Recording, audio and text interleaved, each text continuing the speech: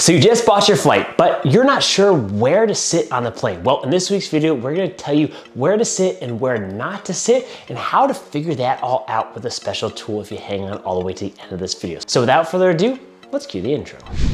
What's up YouTube? Trevi from the Adventure Buddies, the modern travel family, bringing you another video filled with tips, tricks, and inspiration to make sure you maximize your next family adventure, like we always do here at the Adventure Buddies. So before we get into this video, a couple things are excluded. So what I'm talking about that is we're not talking about going into first class or paying for an additional seat because that's pretty self-explanatory. And we're not gonna talk about the aisle seat or the window seat or the middle seat because again, personal preference, but that's also pretty self-explanatory because nobody wants that middle seat. Speaking of middle seat, comment down below the answer to this highly debated topic around airline travel. Which armrest or armrest does the middle seat get when flying?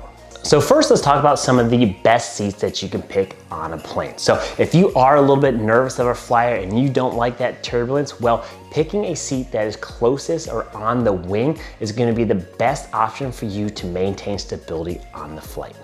If you're looking for additional room plus the ability to recline, you're gonna wanna try and aim for the bulkhead. What is the bulkhead? Well, the bulkhead is where you have the seats and nothing in front of you. Maybe it's a bathroom, maybe it's a wall divider, etc. Those are typically the bulkhead. Quick disclaimer though, the only downside about the bulkhead is that you cannot store stuff in front of you. They'll have to go up for takeoff and landing.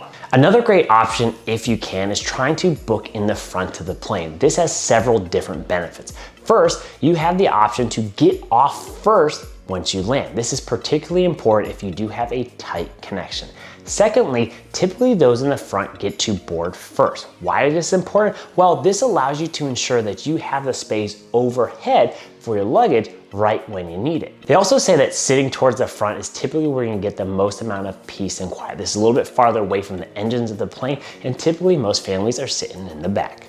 Now, if you're looking for the best chance to have nobody sit next to you, then we highly suggest you picking a seat towards the back of the plane because naturally people are going to pick things towards the front, primarily to get off the plane sooner. So we'll actually go into another strategy on how we typically get that middle seat wide open when we travel most of the time. Stay tuned for that one. So now let's get into some of the worst seats you can pick on the plane besides the middle seat. So our number one is sitting all the way in the back, the very last row.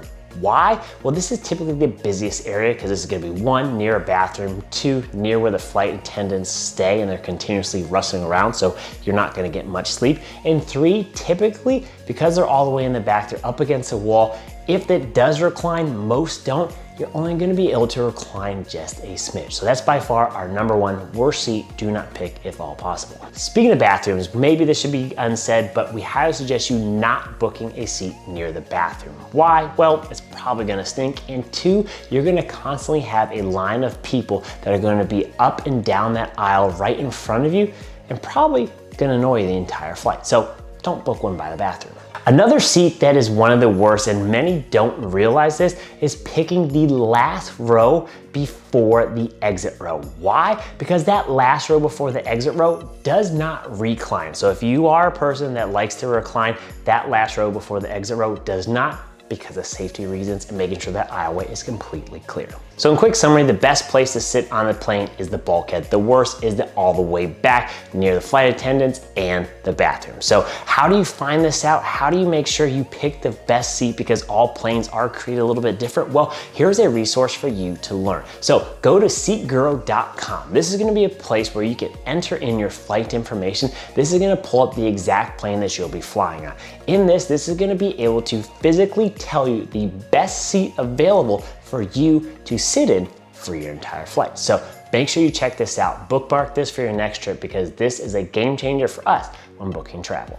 Now, if you're here all the way to the end, we do have a tip for you that we mentioned earlier in the video where we said this is the way that we almost always guarantee that nobody sits in the middle seat for us when we book our seats online. So typically our strategy is in the family of four or all you need is two people. We book the aisle and the window, typically towards the back of the plane.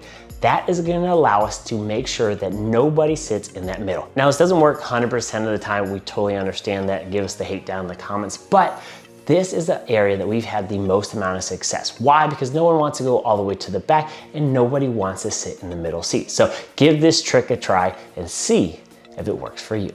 And so there you guys have it, our guide to the best and the worst seats and how to find them on an airplane. So if you like this video, please consider giving us that big thumbs up. Comment down below again, who gets the armrest when sitting in the middle seat? And most importantly, hit that red subscribe button for more travel tips and adventures. And most importantly, remember, life's an adventure. Who are you going on it with?